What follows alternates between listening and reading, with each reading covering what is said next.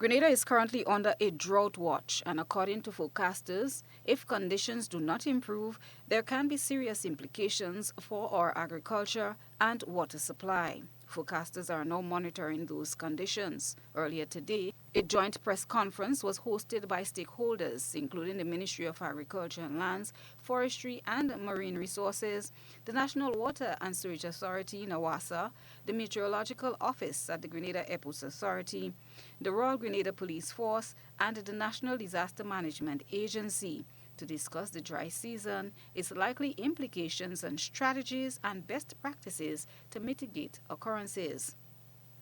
Manager of Meteorology, Gerard Tamer, said Grenada can expect an above normal dry season. Because of the low rainfall we had over the last 9 or so months, and I may just say July we had good rainfall, and when I say good rainfall, I mean quite comfortably over the average. August, September, October, we dropped off very badly. November, we had good rainfall. January, we had good rainfall. Okay? But the effect on the drought cycle is that we are now under what we call a drought watch. It means that if there isn't an improvement in this situation, we can run into some drought conditions. Okay?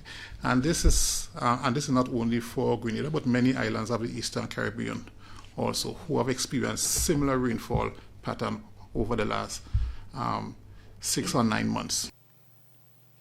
Tamer said that the nighttime temperatures are most worrying, as records show increased warmth during those hours. Lauren St. Louis, Senior Agricultural Officer in the Ministry of Agriculture, said agriculture was dealt a serious blow as farmers suffered tremendous losses and livestock was also impacted. As we've seen, like we referred to last year as one of the years that was extremely hot. I'm not sure.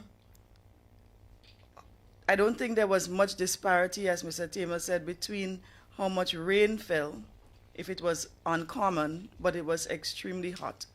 And therefore, it really affected the production of agricultural produce, especially in terms of vegetables, because most of our vegetable production is rain-fed, and most of it is on the ground. You know, beds, we make beds on the ground, and therefore many of our farmers had lots of losses. Stressing the importance of allocating proper facilities and water for animals during this period, St. Louis offered tips to help cushion the effects of the heat, recommending rainwater harvesting as an alternative. In the production of vegetables and in tree crops and so, one of the main things that we can do is to mulch. Not mulch with a plastic mulch or some other inorganic matter, but to mulch with dry grass, mulch with the leaves that fall from the bamboo under a bamboo stool, all those little leaves. You can put a heavy mulch on top of the beds and around the base of the trees. The National Water and Sewage Authority has recommissioned their dry season response team as a means of strategizing for the dry season, as revealed by the company's general manager, Terence Smith. We're now into the dry season. One, we recommissioned our dry season response team. And we'll be meeting on a weekly basis throughout the dry season. Secondly, we are in the process of updating, revising our dry season response plan.